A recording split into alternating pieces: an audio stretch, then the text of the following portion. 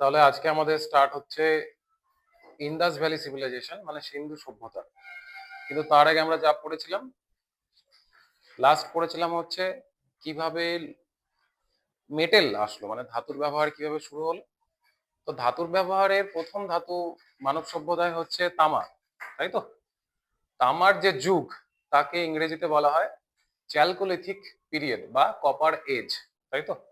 এই টার্মটা একটু মাথায় রাখতে হবে, চ্যালকোলিথিক, ঠিক আছে, বা কপার এজ।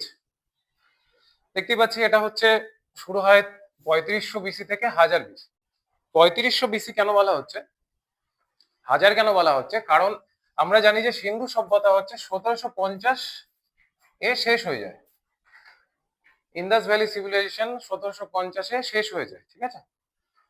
বিসি কথার অর্থ হচ্ছে বিফোর ক্রাইস্ট, মানে যীশু খ্রিস্টের জন্মের 1750 বছর আগে সিন্ধু সভ্যতা কিন্তু শেষ হয়ে যায়।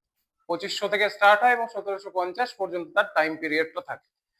কিন্তু তামার যুগটাকে 1000 কেন ধরা হচ্ছে? তামার যুগটাকে আগে থেকে শুরু হচ্ছে এবং 1000 গিয়ে শেষ হচ্ছে, মূলত ধরা হয় 2000 বিসির পরেও তামার যুগটা চলেছে। কেন চলেছে?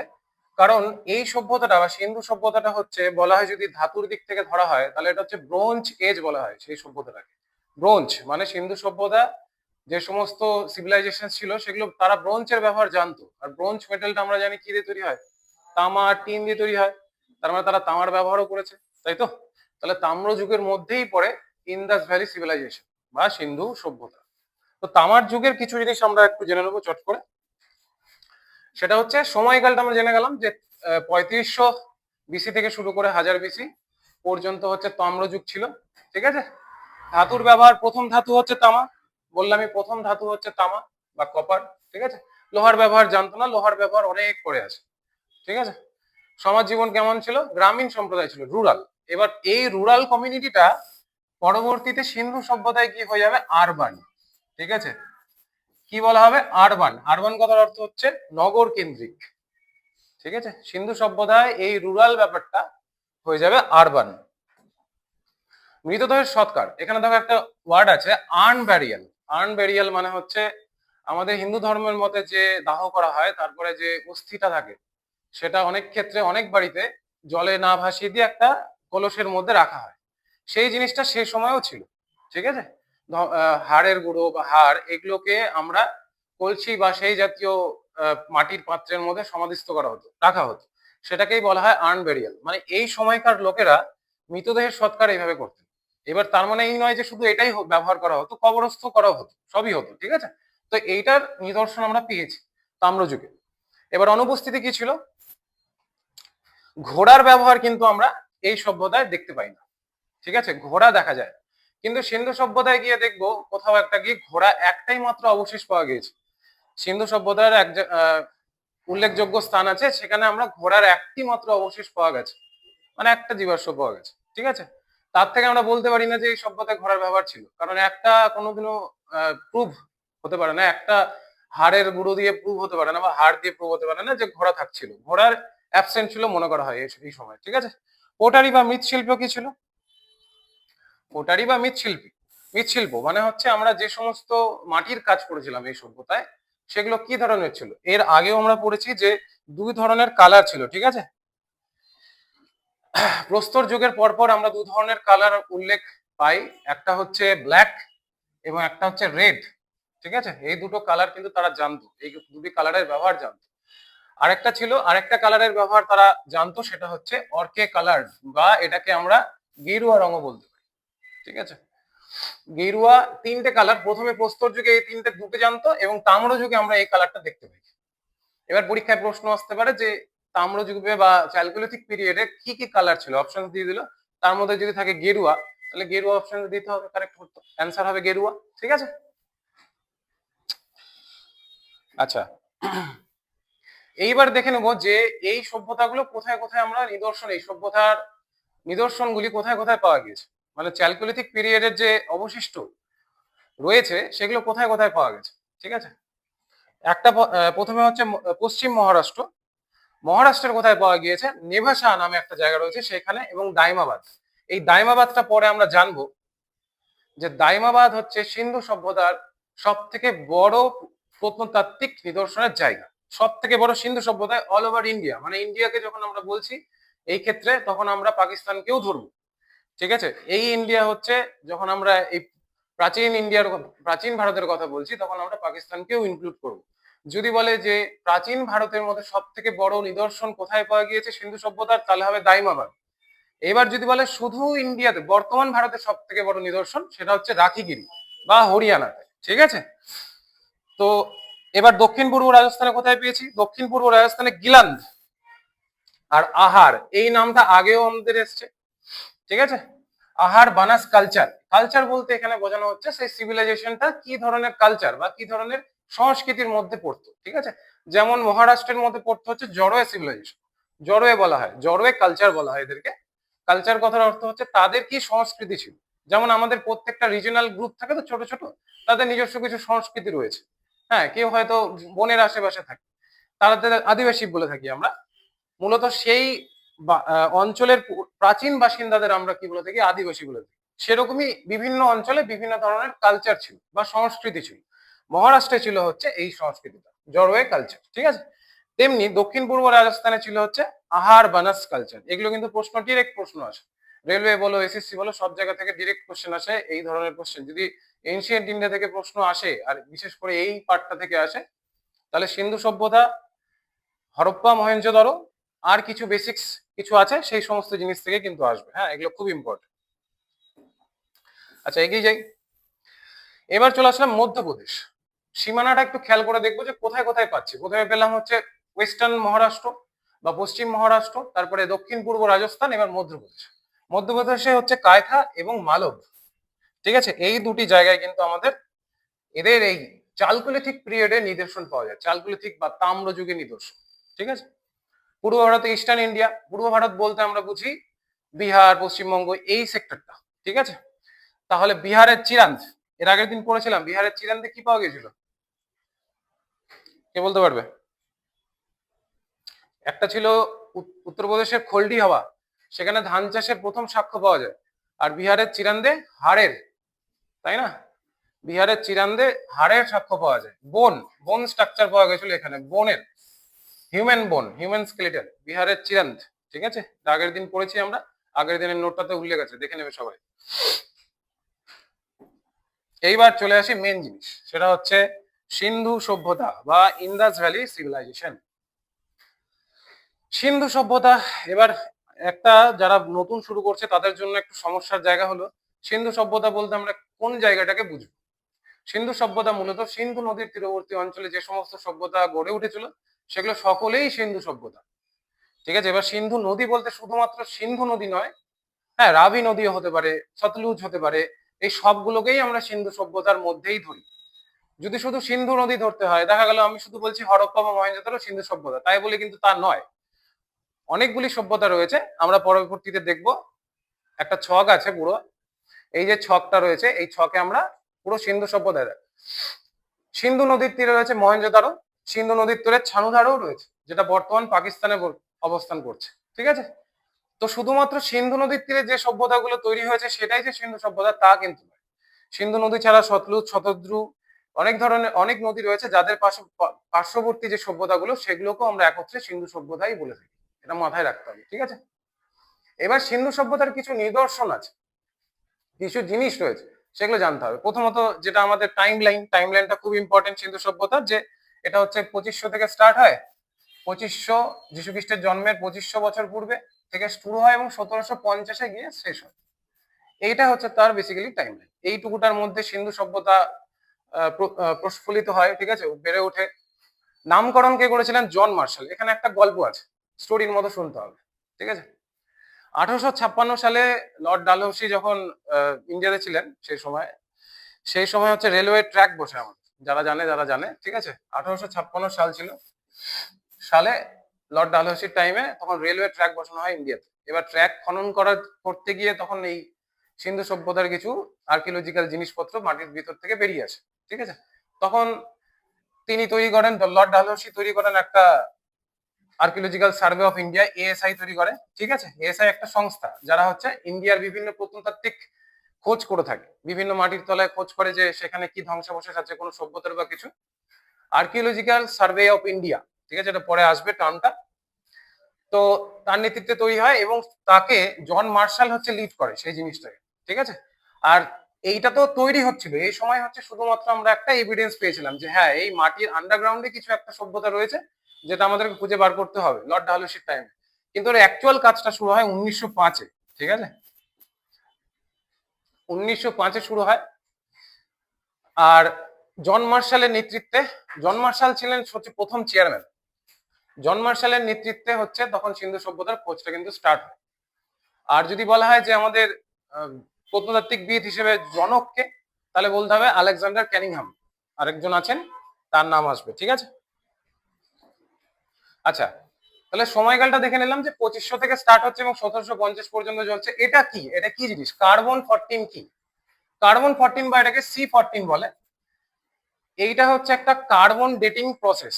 যারা সায়েন্সের ব্যাকগ্রাউন্ড বা ছোটবেলায় HS 10 অব্দি তো সবাই সায়েন্স পড়েছো, তো এটা জানা উচিত। কার্বন ডেটিং মেথড বলে। কার্বন ডেটিং মেথড কি করে? এটা হচ্ছে বয়স নির্ণয় করে, ঠিক আছে, যে কোনো জিনিসের। এই যেমন এখানে একটা বেঞ্চ রয়েছে, এই বেঞ্চটা যদি এজ বের করতে হয় তাহলে আমি কার্বন ডেটিং মেথড, এই মেথডটা দিয়ে বের করে দিতে পারবো যেটা কত বছর পুরনো, কাঠটা কত বছর পুরনো, দেখা গেল 50 বছর পুরনো, ঠিক আছে। তেমনি এই মেথডটাতে আমরা কিন্তু বের করতে পারি। তাহলে এটাও ইম্পর্টেন্ট, যদি প্রশ্নে আসে যে কোন মেথডে করা হয় তাহলে মনে রাখতে হবে কার্বন 14, এটাই হচ্ছে মেথডটার নাম, এটাই মেথডটার নাম, ঠিক আছে, কার্বন 14। আচ্ছা, নামকরণ জেনে গেলাম যে জন মার্শাল, বললাম গল্পটা কি, জন মার্শাল নামকরণ করেছিলেন। একটু আগেই বললাম যে তাম্রযুগের সভ্যতাটা ছিল হচ্ছে গ্রাম কেন্দ্রিক, ঠিক আছে, রুরাল। সেখান থেকে আমরা আরবানে শিফট করলাম। আরবান মানে হচ্ছে নগর, উন্নত নগর সভ্যতা। তার মানে সিন্ধু সভ্যতা ছিল উন্নত নগর সভ্যতা। তাহলে উন্নত নগর সভ্যতা আর কি কি লক্ষণ হতে পারে? একটা লক্ষণ হতে পারে রাস্তাঘাট ভালো হবে, পয় প্রণালী মানে ড্রেনেজ, হ্যাঁ ড্রেনেজ সিস্টেমটা ভালো হবে। গ্রিড বলে একটা জিনিস হয়, ঠিক আছে, ওটা আসছে, ওটা বুঝতে পারবে তোমরা। এই যে গ্রিড সিস্টেম মানে রাস্তাগুলি এমন ভাবে তৈরি ছিল যে মূলত বলা হয় যে রাস্তা পরিষ্কার করতে হতো না, ঠিক আছে। মানে উত্তর পূর্বের যে হাওয়াটা হয় ওই হাওয়াতে রাস্তা একাই পরিষ্কার হয়ে চলে যেত, ঠিক আছে, এত সুন্দর গ্রিড সিস্টেমটা ছিল। এটা ছাড়াও কি ছিল? আর ছিল হচ্ছে ড্রেনেজ সিস্টেম, মানে সুন্দর পয় প্রণালী ব্যবস্থা, ঠিক আছে, কোথাও জল জমবে না, আমাদের এখনকার মতো অবস্থা না, আর একটু ভালো ছিল, ঠিক আছে, আমরা ডেভেলপ করেছি কিন্তু অতটাও করে উঠতে পারিনি। আচ্ছা, মনে করা হয় যে সিন্ধু সভ্যতাই হচ্ছে প্রাচীনতম, oldest civilisation of Indian subcontinent. মানে আমাদের যে ইন্ডিয়ান সাবকন্টিনেন্ট, ভারত উপমহাদেশের সব থেকে পুরনো সভ্যতা হচ্ছে এই সিন্ধু সভ্যতা বা ইন্দাস ভ্যালি সিভিলাইজেশন, ঠিক আছে। হ্যাঁ, আমি আমি এখন ইন্দাস ভ্যালি পড়াচ্ছি মানে কি বলতো, মানে সিন্ধু সভ্যতার মধ্যে সবই আসবে, মেহেরগড়, হরপ্পা, ঠিক আছে।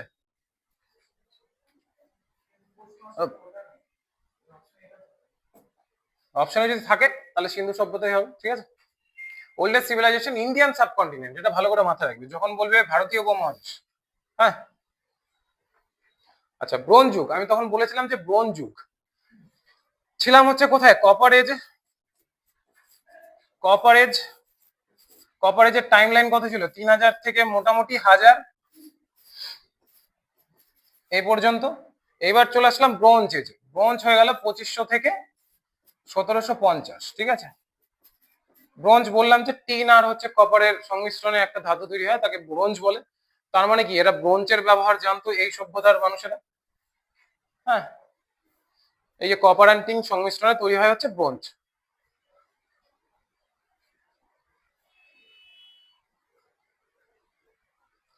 এই যে স্টোরিটা আমি তখন বললাম সেটা দেওয়া আছে।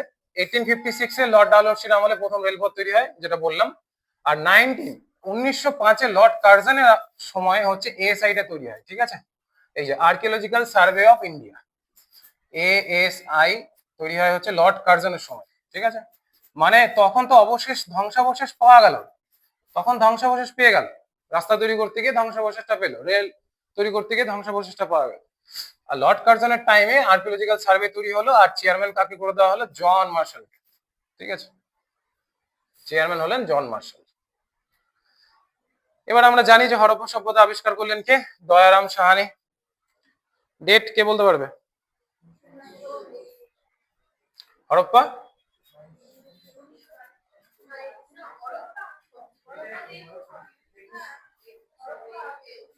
1921, আর হচ্ছে মহেঞ্জোদারো 1922। এই দুটোই মেন ইম্পর্টেন্ট, এই দুটো সম্পর্কে আমাদের ভালো করে জানতে হবে। এই যে দয়রাম সাহানি হরপ্পা সভ্যতা, আর রাখাল দাস বন্দ্যোপাধ্যায় হচ্ছে মহেঞ্জোদারো। ঠিক আছে, এই যে ভারতীয় প্রত্নতাত্ত্বিক জনক হচ্ছে আলেকজান্ডার কানিংহাম। যদি বলা হয়, প্রশ্নে আসে যে ভারতীয় প্রত্নতাত্ত্বিকবিদ বা জনক কাকে বলে, ফাদার অফ ইন্ডিয়ান আর্কিওলজি, তাকে বলা হবে আলেকজান্ডার কানিংহাম। মানে এই নোটটার প্রত্যেকটা লাইনেই একটা করে প্রশ্ন আছে। ঠিক আছে, ব্যবসা এবং অর্থনৈতিক অবস্থা কিরকম ছিল সেই সময়? মূলত আমরা স্টোন এজে পড়ে এসেছি যে লাস্ট অব্দি মানুষ, স্টোন এজে শেষ অব্দি মানুষ কাল্টিভেশন মানে কৃষিকাজ শিখে গিয়েছিল। ঠিক আছে, আর সেই সময় যেহেতু টেম্পারেচারটা বলেছিলাম যে টেম্পারেচারটা রাইজ হয়ে যায়, মানে হাই টেম্পারেচার হয়ে যায়, তাহলে হাই টেম্পারেচার হয়ে গেলে ফ্লোরা এবং ফোনা মানে হচ্ছে ফুল এবং ফলের যে বীজ, সে তার নিদর্শন কিন্তু সেই সময় ছিল। তো টেম্পারেচার হাই হয়ে যাওয়ার সাথে সাথে আমরা কৃষিকাজের দিকে এগিয়ে যাই। ঠিক আছে, তো কৃষিকাজ জেনে গিয়েছিল মানুষ, প্রধান জীবিকাই ছিল হচ্ছে কৃষিকাজ, পশুপালন, অ্যানিমাল হাজবেন্ডারি বলা হয়, তাই না? টেক্সটাইলের মধ্যে কটন হচ্ছে মূলত মূল ছিল টেক্সটাইল ইন্ডাস্ট্রিতে। ঠিক আছে, সেই সময় কটনকে গ্রিক ভাষায় সিন্ডান বলা হয়। এই যে গ্রিকরা একে বলতো সিন্ডান, তাছাড়াও কর্ণাটক মূলত এলাকা থেকে গোল্ড অর্নামেন্টস, গোল্ডের ব্যবহারও সেই সময় কিছু কিছু নিদর্শন দেখা গেছে যে গোল্ডেরও কিছু ব্যবহার ছিল। তাছাড়া কি ছিল? Boat making. Indus valley civilisation মূলত নদীর তীরবর্তী অঞ্চলের সভ্যতা, তাহলে অবশ্যই নদীতে নৌকোর ব্যবহার তো থাকবেই, তাই জন্য বোট মেকিং সবসময় রিলেট করে চলতে হবে। ঠিক আছে, এবার বলো তো বার্টার সিস্টেম কি বলতে পারো? বার্টার সিস্টেম হচ্ছে দেওয়া নেওয়ার প্রথা। ঠিক আছে, আমরা যেরকম কারেন্সিতে, এখন কারেন্সি মানে টাকা পয়সার লেনদেনের মাধ্যমে করি, তখন ছিল বার্টার সিস্টেম, মানে কেউ একটা গরু দিয়ে দিল, তার বদলে 4 বস্তা গম দিল তাকে, এইরকম ব্যাপারটা ছিল। ঠিক আছে, তো বার্টার সিস্টেম বা বিনিময় প্রথা। হ্যাঁ,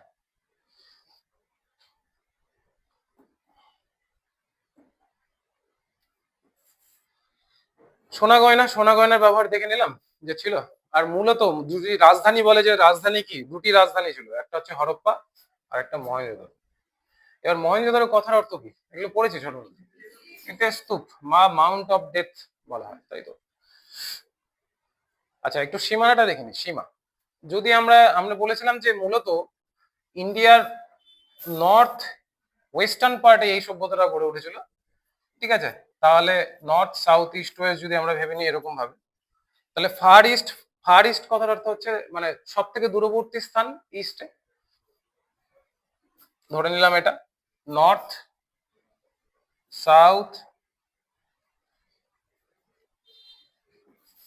সাউথ আর এটা হচ্ছে ওয়েস্ট। ঠিক আছে, নর্থে সব থেকে দূরে, নর্থে যে নিদর্শনটা পাওয়া গেছে সেটা হচ্ছে মান্ডা জায়গাটার নাম। ঠিক আছে, মান্ডা বাংলায় লেখা রয়েছে, দেখবে। এটা মূলত JNK মানে জম্মু অ্যান্ড কাশ্মীরে পাওয়া গেছে।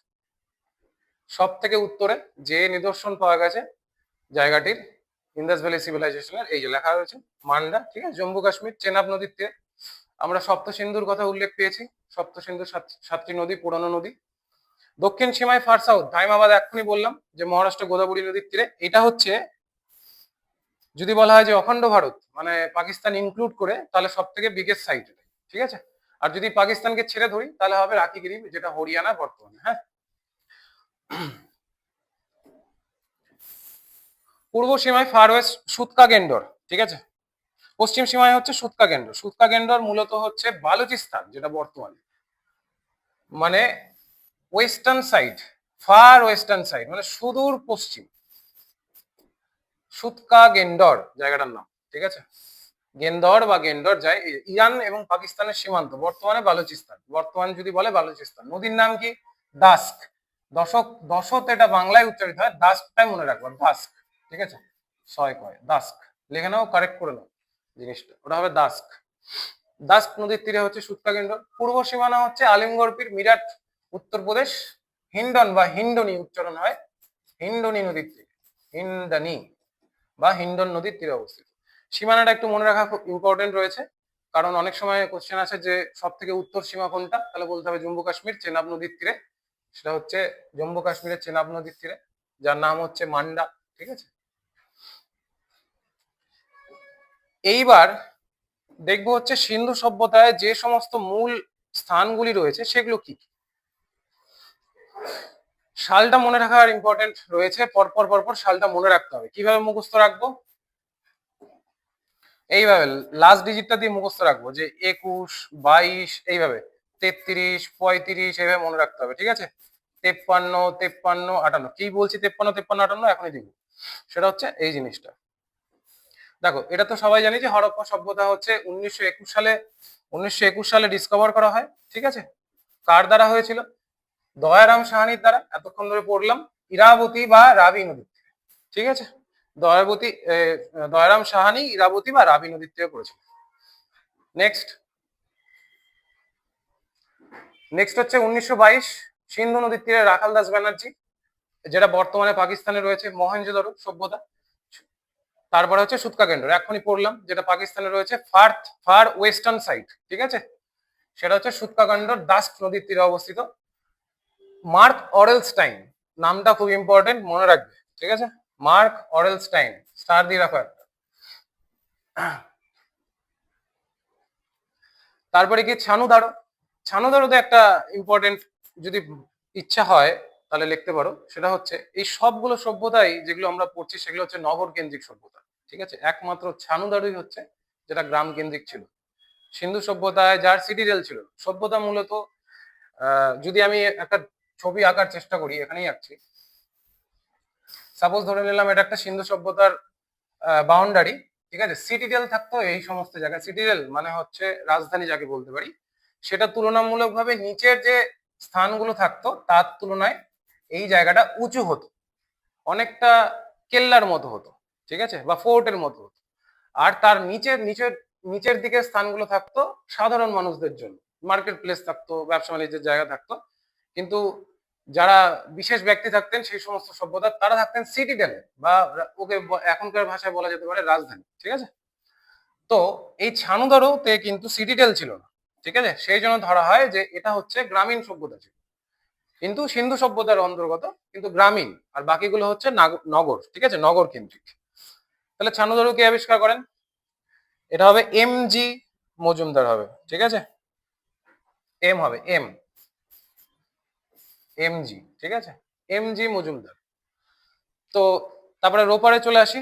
রোপার হচ্ছে বর্তমানে ভারত এবং পাঞ্জাবের অন্তর্গত, যেটা কে করেছিলেন? সতলুজ বা শতদ্রু নদীর তীরে। দেখো, এখান থেকে দুটো জিনিস তোমাদের কিন্তু কনসেপ্টটা ক্লিয়ার হবে, যে কোন নদী কোথায় অবস্থিত। পাঞ্জাবে শতদ্রু বা সতলুজ। সতলুজ হচ্ছে তার প্রাচীন নাম, ঠিক আছে? আর শতদ্রু হচ্ছে বর্তমান নাম। ওকে, শতদ্রু হচ্ছে বর্তমান নাম।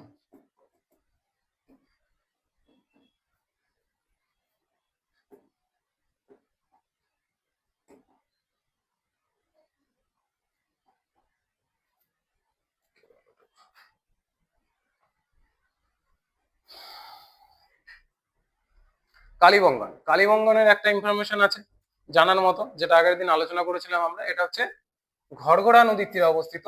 অমলেন্দু ঘোষ বা ঘোষ দ্বারা এটা ডিসকভার করা হয়। কালীবঙ্গানে হচ্ছে, কালীবঙ্গান কথাটার, এই যে কথাটা কালীবঙ্গান নামটা, এটা কোত্থেকে এলো? এটা রাজস্থানে পাওয়া গেছিল। কালীবঙ্গান কথার অর্থ হচ্ছে কালো চুড়ি বা ব্ল্যাক ব্যাঙ্গেলস। যে মেয়েদের হাতে চুড়ি হয় সেগুলো কালো, ঠিক আছে? কালো রঙের সেইখানে চুড়ির ইয়ে পাওয়া যায়, হ্যাঁ, আর্কিওলজিক্যাল সার্ভেতে পাওয়া যায়। তো সেইখান থেকে নাম হয় হচ্ছে কালীবঙ্গা, ঠিক আছে? এইভাবে মনে রাখবো। কে করেছিল? অমলেন্দু ঘোষ করেছিল 1953। সালটাও ইম্পর্টেন্ট, সালটাও মাথায় রাখতে হবে।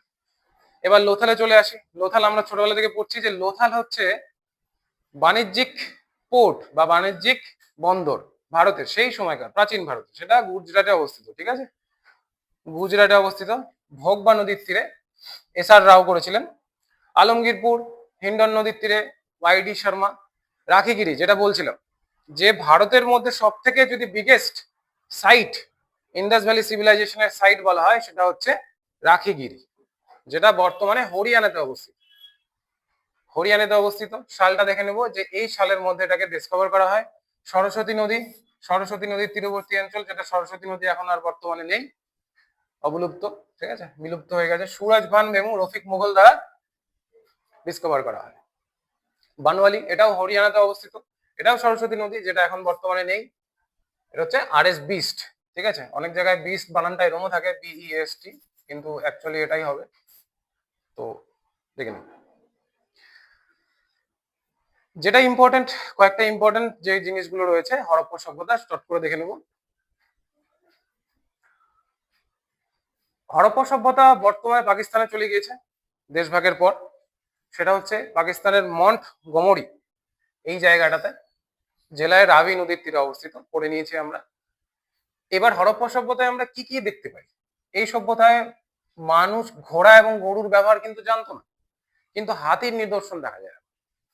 ঠিক আছে, হাতির অবশিষ্টাবশেষ পাওয়া যায়। তার মানে কি বোঝা যায় যে এখান থেকে যে হাতির একটা কনসেপ্ট তাদের মধ্যে কিন্তু ছিল, তারা জানতো যে হাতি কি ধরনের প্রাণী হয়, কিন্তু ঘোড়া আর গরু জানতো না। ঠিক আছে, ঘোড়া আর গরুর ব্যবহার ছিল না সেই সময়, জানলেও হয়তো তারা জানতো না যে এদেরকে পোষ মানানো যায়। ঠিক আছে, এটা জানতো না। স্থাপত্য শস্য ভান্ডার যদি দেখি তাহলে সার্কুলার ব্রিক প্ল্যাটফর্ম, মানে হচ্ছে ইটের বড় বড় চাতাল থাকতো, গোলাকৃতিকার। ঠিক আছে, আর দুটো এরকম 6টি সারি পাওয়া গেছে এরকম ভাবে, মানে দুটো সারি পাওয়া গেছে যেখানে এভাবে 6টা শস্যাগার ছিল। ঠিক আছে, এই যে শস্য ভান্ডার বা শস্যাগার ছিল 6খানা পর পর মুখোমুখি। এটাই হচ্ছে সব থেকে ফেমাস হরপ্পা সভ্যতার। হ্যাঁ, 6 গ্যালারিজ ইন ইচ রো, কথার অর্থ হচ্ছে এক একটি লাইনে 6টা করে সারিবদ্ধ ভাবে ছিল হচ্ছে শস্য ভান্ডার।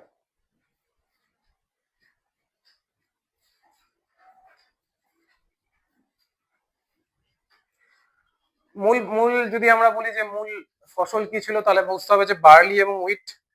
উইট মানে হচ্ছে গম। ঠিক আছে, বার্লে এই জিনিসটা এখনো বার্লে এই জিনিসটা এখনো এই রাজস্থান এবং পাকিস্তান ওই এলাকাতে বেশি ফলন হয়, তাই না? বার্লে, রাগি, বাজরা এই সমস্ত জিনিস কিন্তু ওই সাইডটাতেই ভালো হয়। ওই মৃত্তিকাটাই এমন যে ওইখানে এই ফসলটাই ভালো হয় আগাগোড়াই। আচ্ছা, R37 কি জিনিস? এখানে কবরস্থান পাওয়া গিয়েছে। ঠিক আছে, কবরস্থানে 57টা কঙ্কাল ছিল। 57টা কঙ্কালের C14 যে কার্বন ডেটিং মেথডটা বললাম, সেই মেথডে দেখা গেছে যে 57টা কঙ্কাল আছে আলাদা আলাদা ডিএনএ। 57টা কঙ্কালের মধ্যে 20টা কঙ্কাল এমন অবস্থায় যে সেটার আর কোনো অবশিষ্টাবশেষ নেই। ঠিক আছে, মানে পচে গলে নষ্ট হয়ে গেছে। তাহলে পড়ে থাকলো 37। ঠিক আছে, এই 37 নাম্বারটাকে বলা হয় R37। এটা কিন্তু এনশিয়েন্ট হিস্ট্রি, হরপ্পা সভ্যতার রিলেটেড। যদি ইতিহাসে কোশ্চেন চলে আসে তাহলে অন্য কিছু ভাবা যাবে না, বুঝতে হবে ইতিহাস থেকেই এসছে। R37 বলতে গেলে এটাই বুঝতে হবে। ঠিক আছে, যে 57টা কঙ্কাল ছিল, তার মধ্যে 20টা নষ্ট হয়ে গিয়েছিল, 37টা পড়ে রয়েছে, তাহলে R37 সেখান থেকে এসছে। ঠিক আছে, এবার চলে আসি মহেঞ্জোদারোতে। মহেঞ্জোদারোর অর্থ সবাই বললে যে মৃতের স্তূপ বা মাউন্ট অফ ডেড। মৃতের স্তূপ কেন বলা হয়? কারণ হরপ্পা সভ্যতার খননের পর যখন মহেঞ্জোদারো সভ্যতার একই সাথে খনন কার্য চলছিল, কারণ আমরা ডেটের ডিফারেন্সটা দেখি খুবই কম, একটা 21 আর একটা 22, 1921 1922, তাই তো? খুবই ডিফারেন্স কম, মানে একসাথে দুটো খনন কার্য চলছিল। তো যখন হরপ্পা সভ্যতার পাওয়া গেল, তারপরে মহেঞ্জোদারো পাওয়া গেল, সেই সময় সেখানে অনেক মানুষের মাথার খুলি ছিল। ঠিক আছে, হাড়, স্কেলিটনস এইসব ছিল। সেই জন্য বলা হয় যে মৃতের স্তূপ বা মাউন্ট অফ ডেথ। ঠিক আছে, পুরো পুরো বড় বড় চেম্বার ছিল যেখানে মানুষের মাথা খুলি সংরক্ষিত অবস্থায় রাখা ছিল, সাজানো পুরো। উল্লেখযোগ্য কি? বৃহৎ স্নানাগার। যদি বলা হয় যে সবচেয়ে বিখ্যাত স্থাপত্য কি, তাহলে বলতে হবে গ্রেট বাথ বা বৃহৎ স্নানাগার। ঠিক আছে, এছাড়া কি পাওয়া যায়? এছাড়া হচ্ছে ড্যান্সিং গার্ল বলা হয়, ব্রোঞ্জের তৈরি। আমরা যে ধাতুই ব্যবহার করছি এখানে খেয়াল করে দেখবি যে ব্রোঞ্জই হচ্ছে। ঠিক আছে, তামা এবং টিনের মিশ্র ধাতু ব্রোঞ্জ। ব্রোঞ্জের তৈরি হচ্ছে ড্যান্সিং গার্ল। টেকনিকটা মনে রাখতে হবে, লস্ট ওয়্যাক্স টেকনিক। মানে এই যে যে টেকনিকে তৈরি করা হয়েছে, ওরা যে মূর্তিটা তৈরি করেছিল ওই টেকনিকটাকে বলে লস্ট ওয়্যাক্স টেকনিক। মানে আঠাটাকে, ওয়্যাক্স কথার অর্থ কি? মোম। ঠিক আছে, খাঁচের মধ্যে, মাটির খাঁচে মোমটাকে গলিয়ে এমন ভাবে শেপ দেওয়া হয়েছিল, তারপরে সেখানে ধাতুটাকে গলিয়ে ঢোকানো হয় এবং মোমটা বের করে দেওয়া হয়। ঠিক আছে, এটাকে বলা লস্ট ওয়্যাক্স টেকনিক, মানে মোম দিয়ে তৈরি করা টেকনিক। ঠিক আছে, বিয়ার্ডেড ম্যান মানে একজন একজন দাড়িওয়ালা মানুষের মূর্তি, ছোট মূর্তি পাওয়া যায়। ঠিক আছে, অনেকটা। তো স্টিয়াটাইট, স্টিয়াটাইট হচ্ছে এক ধরনের ধাতু। ঠিক আছে, স্টিয়াটাইট প্রিস্ট কিং বলা হয়, প্রিস্ট বলা বলা হয় পুরোহিত। মনে করা হয় যে যে মূর্তিটা পাওয়া গেছিল সেটা হচ্ছে তখনকার দিনের পুরোহিতদের মধ্যে যে রাজা ছিলেন, পুরোহিত মানে যে ধর্মের ইয়ে করতেন, তার এটা মূর্তি। ঠিক আছে, প্রিস্ট কিং। যদি বলে কি দিয়ে তৈরি ছিল তাহলে বলতে হবে স্টিয়াটাইট। পশুপতি শিব বা আদি শিবের মূর্তি। ঠিক আছে, স্ট্যাচু অফ পশুপতি শিব বা প্রোটো শিবা বলা হয়, প্রোটো শিবা। আদি শিব বা পশুপতির একটা সিল পাওয়া যায়। এবার তাতে 5টা পশুর উল্লেখ আছে। এই 5টা পশুকে আমরা মনে রাখবো কিভাবে? সহজ উপায় হচ্ছে এইভাবে মনে রাখবো।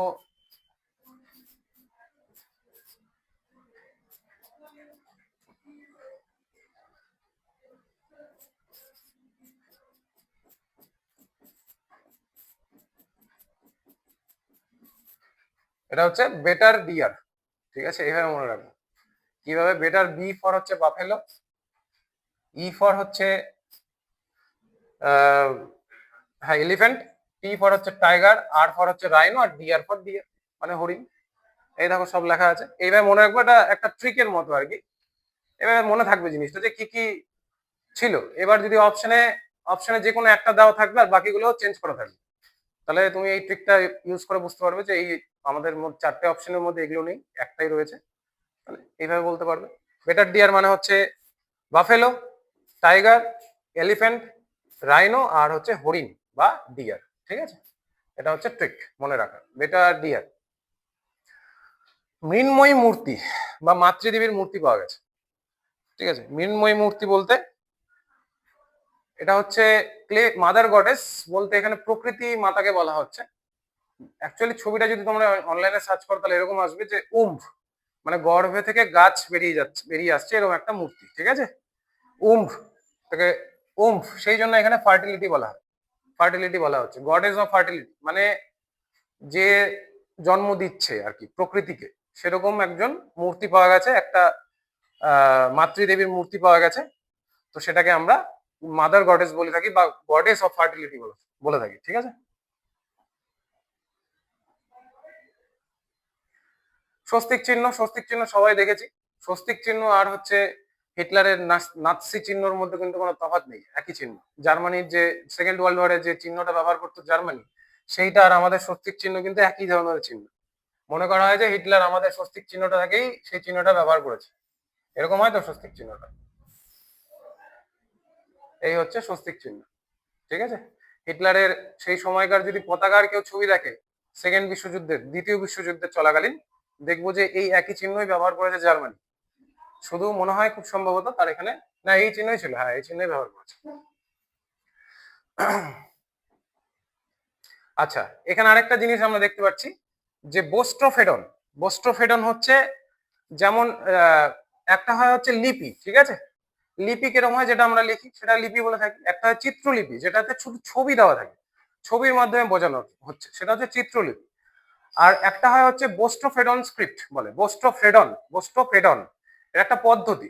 আমরা নর্মালি কিভাবে লিখছি, আমরা এরকম ভাবে লিখছি, আবার এই লাইন থেকে শুরু করছি, তাই তো? এই লাইনে আমাদের লেখাটা শেষ হচ্ছে, আবার এখান থেকে স্টার্ট করছি। বোস্ট্রোফেডন হচ্ছে সেই সময়কার স্ক্রিপ্টের নিদর্শন পাওয়া গিয়েছে যেখান থেকে যেখানে মানুষরা এরকম ভাবে লিখত, এরকম ভাবে। বোঝা যাচ্ছে? মানে লাইনটা শেষ করতো না, কন্টিনিউয়াস লাইন থাকতো, এইভাবে চলতো। আমরা কি শেষ করছি আবার স্টার্ট করছি, কিন্তু ওরা এইভাবে চলতো। এটাকে বলা হয় বোস্ট্রোফেডন। ঠিক আছে, এই স্ক্রিপ্টটাও কিন্তু এই সময় পাওয়া গিয়েছে। হ্যাঁ, টেকনিক, বোস্ট্রোফেডন টেকনিক। আর কি পাওয়া গেছে? 4:2:1, এটা হচ্ছে ইট, ইটের রেশিও। মানে আমরা যে বাড়ি তৈরির সময় ইট ব্যবহার করি, সেই ইটটাই সেই সময় এল আকৃতির ছিল। আগের দিনও পড়েছি যে এল আকৃতির ইট পাওয়া গিয়েছিল, আর 4:2:1 অনুপাতে ছিল। ইটটাকে সাজানো হতো এইভাবে 4:2:1। ঠিক আছে, ছানুদারু, ছানুদারুর কথা বলে দিলাম। ছানুদারু হচ্ছে গ্রামীণ সভ্যতা, নগর কেন্দ্রিক সভ্যতার মধ্যে একমাত্র সভ্যতা যেটা হচ্ছে গ্রামীণ, সেটা হচ্ছে ছানুদারু। এই যে লেখায় আছে রুরাল সাইট। হ্যাঁ, সিলিন্ড্রিক্যাল সিল মানে নলাকার, সিলিন্ড্রিক্যাল কথার অর্থ হচ্ছে এই ধরনের, সিলিন্ডার টাইপ। এই ধরনের সিল কিন্তু এখানে দেখতে পাওয়া যায়। সিল মানে মোহর। ঠিক আছে, যে সিল মোহর বলে না, ওই সিল মোহর, সিল দেখতে পাওয়া গেছে। আর সব থেকে আরেকটা জিনিস দেখতে পাওয়া যায় এখানে, সেখানে হচ্ছে লিপস্টিক আর চুড়ির ব্যবহার। সেই সময়কার মানুষও মেকআপ করতে জানতো। ঠিক আছে, এই যে লিপস্টিক আর চুড়ির ব্যবহার। গ্রামীণ সভ্যতা অথচ লিপস্টিকের ব্যবহার আছে। হ্যাঁ।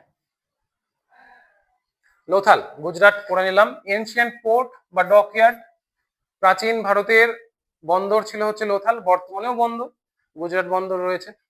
বাণিজ্যিক রাজধানী ছিল, ক্যাপিটাল। এখান থেকে আমরা, এখানে ইম্পর্টেন্ট যুগ্ম সমাধি, এটা খুব ইম্পর্টেন্ট। হ্যাঁ, লোথালে হচ্ছে যুগ্ম সমাধি, মানে হাজবেন্ড ওয়াইফকে একসাথে সমাধিস্থ করার চিহ্ন পাওয়া গেছে, যেখানে হাজবেন্ড ওয়াইফ সমাধিস্থ একসাথে হয়েছে। ঠিক আছে, আর একটা পড়েছিলাম আগের দিন যে কুকুর এবং মানুষকে একসাথে সমাধিস্থ করা হয়েছিল, সেটা হচ্ছে প্রস্তর যুগের সময় পড়েছিলাম।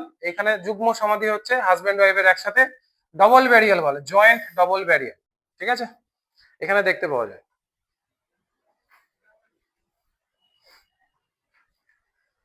ফায়ার অল্টার, ফায়ার অল্টার মানে হচ্ছে অগ্নিবেদী, এখানে অগ্নিটা হিন্দিতে হয়ে গেছে, ঠিক করে নেবে। অগ্নিবেদী বা ফায়ার অল্টার, ফায়ার অল্টার কত, যজ্ঞের যে আমরা নর্মাল বর্তমান যুগে যে যজ্ঞটা তৈরি করার জন্য যে ধর ইট দিয়ে সাজানো রয়েছে, মাঝখানে যজ্ঞ ধরাচ্ছি, সেই জিনিসটাই বড় বড় আকারে, সেটাকে আমরা ফায়ার অল্টার বলি। ঠিক আছে, পারস্যের মুদ্রা পাওয়া গিয়েছিল সেই সময়। এগুলো সব পড়ছি হচ্ছে লোথাল সম্পর্কে। হ্যাঁ, ধান চালের সাক্ষ্য, ঘোড়ার মূর্তি, টেরাকোটা। ঠিক আছে, মমিকরণ বা মামিফিকেশন, মমিকরণ মানে মমি, যেটা মিশরীয় সভ্যতায় দেখতে পাওয়া যায়, মমি, সেই মমি কিন্তু এখানেও দেখতে পাওয়া যায়। ঠিক আছে, চলে আসলাম কালীবঙ্গন। কালীবঙ্গন সম্পর্কে একটুখানি হিন্ট আমরা পেয়ে গেছি আগে, যে কালো চুরি, সেটা এখানে লেখা আছে, কালো চুরি। তাছাড়া কি পাওয়া গেছে, লাঙল, লাঙলের এভিডেন্স, মানে সেই সময় মানুষ কৃষিকাজ যে করতো, এখান থেকেই জানলাম যে লাঙল ফিল্ড মানে প্লাইং ফিল্ড পাওয়া গেছে, যেখানে ধান চাষের সাক্ষ্য পাওয়া যায়। ঠিক আছে, লাঙল, লাঙল পাওয়া গেছে। তাছাড়া কি পাওয়া গেছে, 7টা অগ্নিবেদী বা ফায়ার অল্টার, ওই যে বললাম যজ্ঞের যে আয়োজন করার জায়গা, সেই রকম 7টা পাওয়া গেছে। হ্যাঁ, নিজস্ব কুয়া ছিল, প্রত্যেক বাড়িতে নিজস্ব কুয়ো, মানে জলের একটা ব্যবস্থা ছিল। ব্যাস, এই মূল ছিল হচ্ছে কালীবঙ্গন পর্যন্ত আমাদের মেন ছিল। তাছাড়া ছোটখাটো কিছু জিনিস জেনে রাখতে হবে, যেমন সুরকোটোটা, এটাও গুজরাটে অবস্থিত। এটা কিন্তু সুতকা গেন্ডর নয়, সুতকা গেন্ডরটা আলাদা, এটা হচ্ছে সুরকোটোটা। ঠিক আছে, এখানে ঘোড়ার অস্তি, ওই যে বললাম যে সিঙ্গেল বোন অফ হর্স পাওয়া গিয়েছে। তো আমরা একটা হাড় দেখে কখনোই বলতে পারবো না যে তারা ঘোড়ার ব্যবহার জানতো। ঠিক আছে, তারা ঘোড়ার ব্যবহার কিন্তু জানতো না। হ্যাঁ, ধোলাভিরা, ধোলাভিরাটা ইম্পর্টেন্ট কেন, ধোলাভিরাতে প্রথম কথা হচ্ছে জায়েন্ট ওয়াটার রিজার্ভার ছিল, মানে জায়েন্ট ওয়াটার মানে বিশাল একটা জলাশয় ছিল। ঠিক আছে, যেখানে মানুষ গ্রীষ্মের জন্য, গ্রীষ্মের জন্য জলটাকে স্টোর করে রাখতো, বাকি সিজনে ধর যখন বর্ষা হচ্ছে, সেই সময় সেখানে জলটাকে স্টোর করা হতো। ঠিক আছে, তো ধোলাভিরা থেকে মনে রাখবো যে ওয়াটার রিজার্ভার ছিল। তাছাড়া কি ছিল, 3 টাউন স্ট্রাকচার, এতক্ষণ বললাম আমি 2 টাউন স্ট্রাকচার, যে সিটিডেল ছিল একটা উচ্চ জায়গা, যেখানকে আমরা মোটামুটি রাজধানী বলতে পারি, আর তার থেকে লোকাল মানুষের জন্য একটা ছোট, তুলনামূলকভাবে নিচু জায়গা, যেখানে লোকালরা এসে ব্যবসা বাণিজ্য করতো। এখানে ছিল 3 টাউন স্ট্রাকচার, মানে একটা সিটিডেল ছিল, তারপরে মাঝামাঝি একটা উচ্চতা যুক্ত অঞ্চল ছিল, তারপরে একদম নিচু। ঠিক আছে, 3টে ধাপে ভাগ ছিল টাউনটা। এটা কোথায় ছিল, ধোলাভিরাতে। ঠিক আছে, লাখিগিরি পড়ে নিলাম, যে লাখিগিরি হচ্ছে বিগেস্ট সাইট, যদি বলা হয় যে বর্তমান ভারতের পাওয়া নিদর্শনের মধ্যে সব থেকে বড় সাইট কোনটা, তাহলে হবে হচ্ছে লাখিগিরি, যেটা বর্তমানে হরিয়ানাতে আছে। রংপুর গুজরাটে, এটাও এখান থেকে তুলো আর চাল সংগ্রহের প্রমাণ পাওয়া গিয়েছে। এছাড়াও আরেকটা জিনিস এখানে জানা যায়, সেটা হচ্ছে, এখানে দেওয়া নেই সেটা, সেটা হচ্ছে গাবারবন্ধ বলে একটা জিনিস হয়। ওটা উচ্চারণটাই এরকম, গবরবন্ধ বা গাবারবন্ধ বলে। ঠিক আছে, এরপরে আর পেয়ে যাচ্ছে নাকি, এটা লাস্ট না? আচ্ছা, সেটা হচ্ছে গাবারবন্ধ বলে। ঠিক আছে, ইংরেজিতে লিখছি বন্ধ। এইটা হচ্ছে গাবারবন্ধ মানে হচ্ছে ড্রেনের মতো একটা জায়গা, ওইখান দিয়ে জল পাস হয়। ঠিক আছে, তাকে বলা হতো গাবারবন্ধ। তো এই জিনিসটাও এইখানে ধোলাভিরা সংলগ্ন এলাকায় দেখতে পাওয়া যায়। ঠিক আছে, ধোলাভিরা মানে ওয়াটার রিজার্ভার যেখানে আছে, সেই এলাকাতেই দেখতে পাওয়া যায়। তাহলে এই ছিল আমাদের মোটামুটি সিন্ধু সভ্যতা, ইন্দাস ভ্যালি সিভিলাইজেশন।